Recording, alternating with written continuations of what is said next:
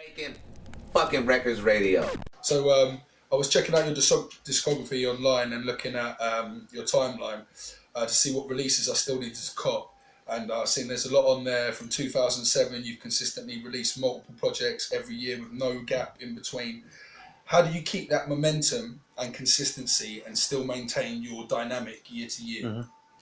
I mean, well, I think big part of it is because Snowgoons, we are like 4 members, and everybody brings some to the table. You know, it's like obviously four people can do more than just one person. So that's one of the things why we have such a big outlet. You know, because like I said, everybody in the Snowgoons brings some to the table. We are a very strong team, and another thing is basically.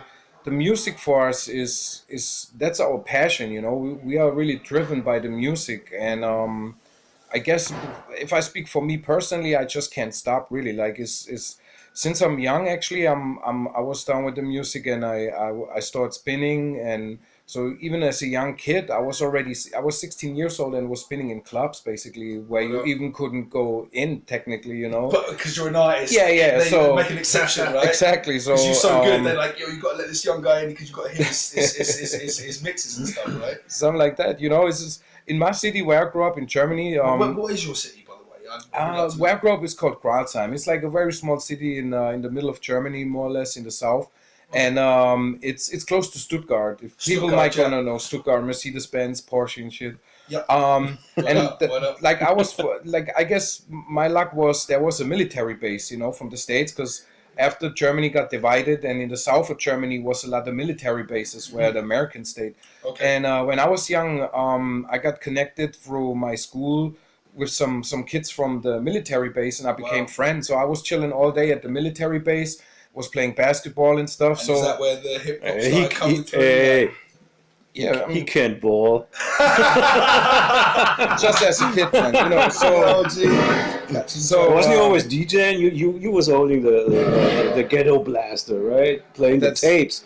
The other guys played basketball. More or less. So the guys come through. Were you already exposed to hip hop in Germany, or was it mainly from the air base? Did people?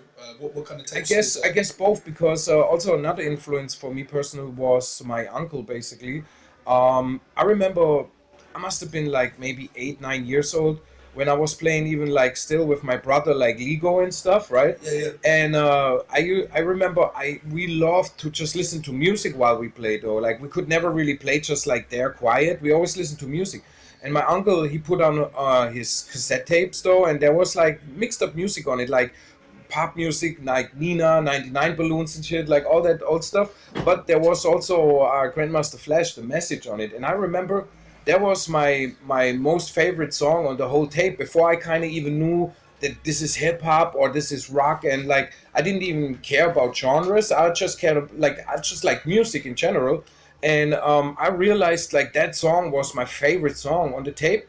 I even knew sometimes like when you know, back in the days when you just had like tapes basically or vinyl, I already knew how much I need to push forward to go directly to that song, more or less, you know, like I knew the time, like, from like and then analog. Yeah, because you know you couldn't skip back in the days. You just had to push forward or backwards, whatever, if you want to hear something. And I remember that with the jungle tapes, man. Just you know.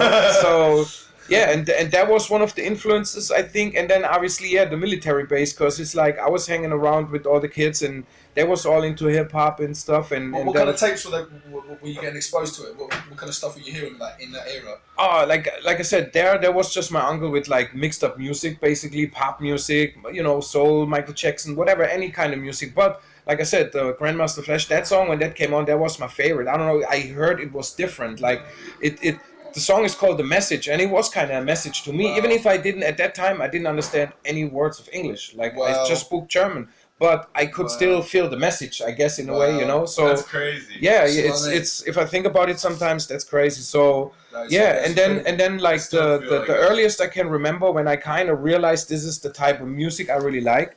I actually got some records, Run DMC, for example, you know, like all the late 80s basically stuff. And my first record that I actually ever bought was Me, Myself and I from De La Soul. which came, I Just think, me, myself, and that. yeah, like, but you know, it was just because, not that it was my favorite song or record, but it was just basically in my little city, the record section they had there was like probably like 2 grades or whatever. It was a super small store, Yeah. and that was pretty much the only hip hop record they had. So When, that's why I bought back it. in the day when it was Yeah, only this, records. This only was vinyls, 1990, you know, like it's like Yeah, well, there was no internet, like no nothing, you know, like you couldn't just go online and look up some stuff, you know. You had to like You had go to out, dig. explore, yeah, and like even like TV and stuff came a little bit later for me. Like the first hip hop thing on TV was Yo MTV Raps in like '92, I believe. Yeah. Because we didn't even had cable TV back then, so we never had like MTV or any American TV. But yeah, then I can and imagine then in Germany back then. yeah, you know, they didn't want it's that at all. Like, yeah. it came much later, right? Nobody know that shit basically. And then but we moved to a place and they had already cable in there basically. So I remember that was pretty much the first time I turned on the TV there after we moved in. And then I turned on MTV and I was like, oh, MTV, I heard about this, yeah, dope. So I was watching, and then like a couple minutes later Yo MTV Raps was coming on and I was blown away. I saw like, you know, NWA videos and all these videos. It was the first time I ever see like hip hop videos, and I was really blown away. I just stood in front of the TV. I think I even didn't sit down. I was just standing in front of the TV and then put in the VHS tape and like recorded it and watched this shit all over and over all the time. Like, you know, I mean, back then it was just a different time, man. You know, nowadays you just go online, do whatever you want, listen to whatever you want, basically. The luxury, yeah. But back then you have to dig and really like, you know, like enjoy it.